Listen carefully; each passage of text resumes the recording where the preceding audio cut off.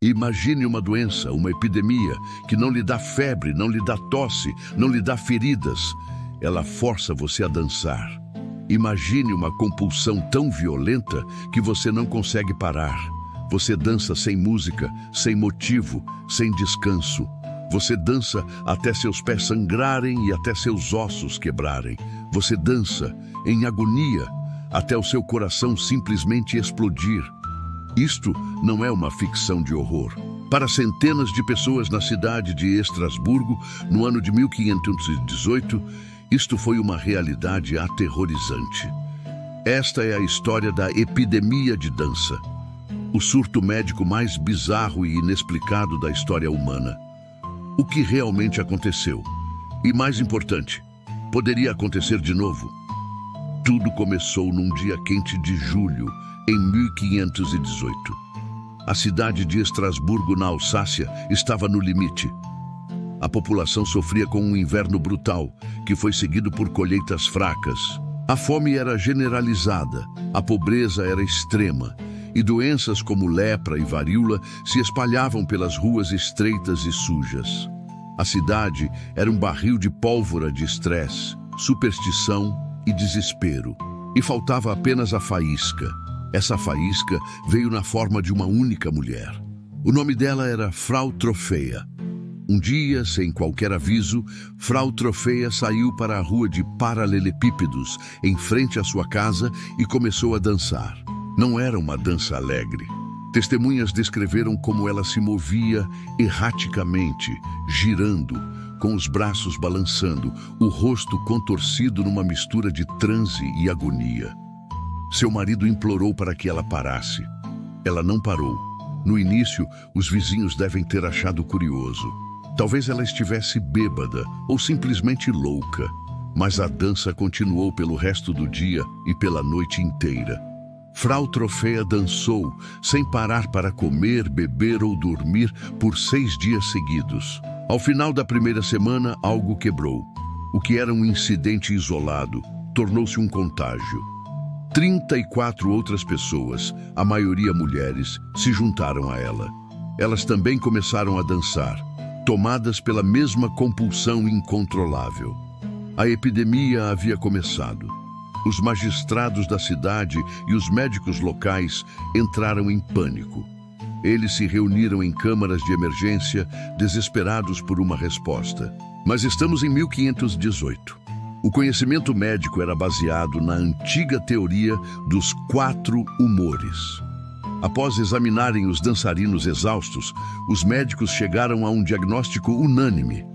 A doença era causada por sangue quente no cérebro, uma forma de mania natural.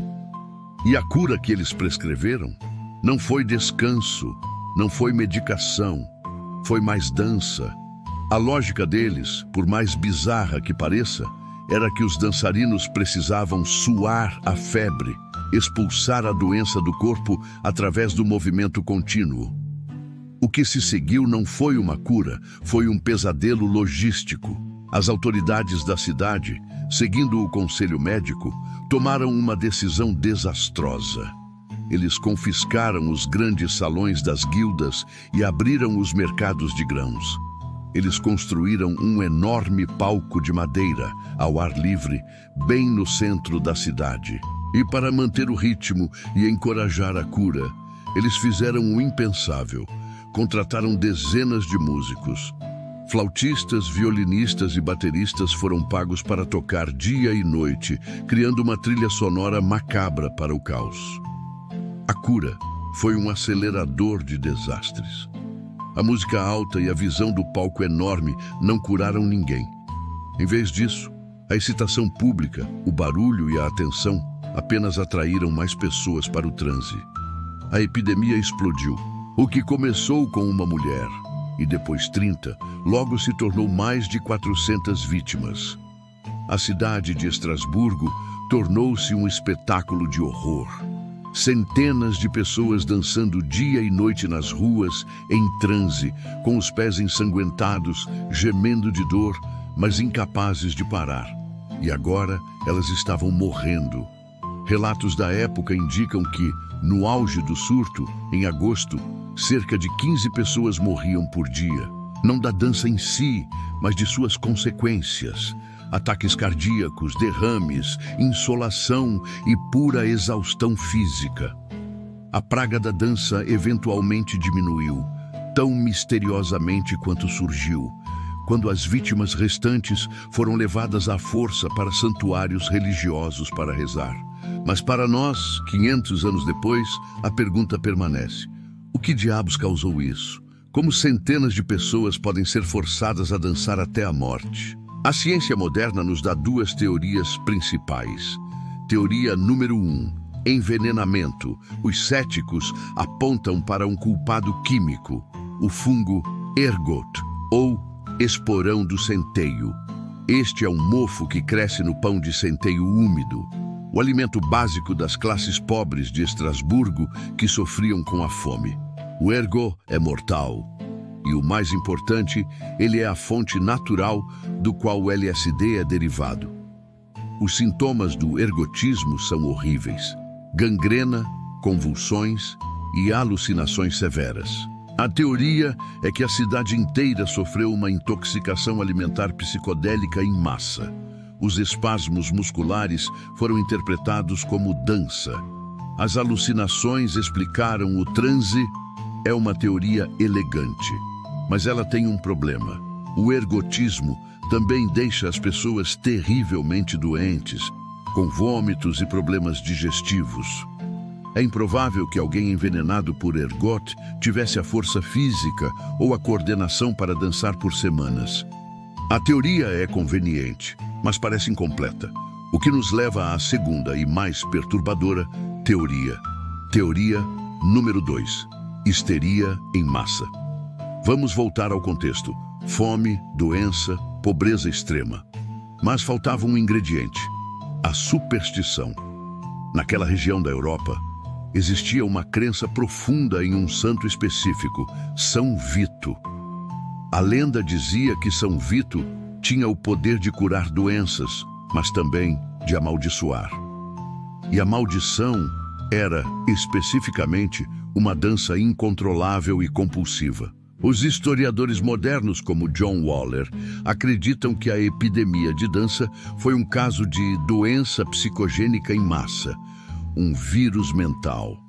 Não havia veneno no pão. O veneno estava na mente.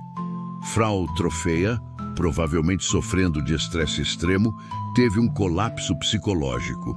Ela acreditava estar amaldiçoada por São Vito. E em um mundo onde a crença no sobrenatural era absoluta, seu cérebro tornou a maldição real. Ela entrou em um estado de transe dissociativo. E quando os outros moradores viram a cena, o medo e a superstição entraram em ação. Foi um contágio psicológico. O estresse coletivo encontrou uma válvula de escape bizarra e culturalmente aceita. A cura desastrosa dos médicos, com palcos e música, só piorou tudo. Ela serviu como uma confirmação oficial de que a dança era real e necessária. Foi um efeito placebo ao contrário. As pessoas não estavam alucinando. Elas estavam presas em um ciclo de transe, medo e crença compartilhada. Seus corpos, levados ao limite pela mente, simplesmente desistiram. Hoje, a praga da dança de 1518 permanece como um dos mistérios médicos mais profundos.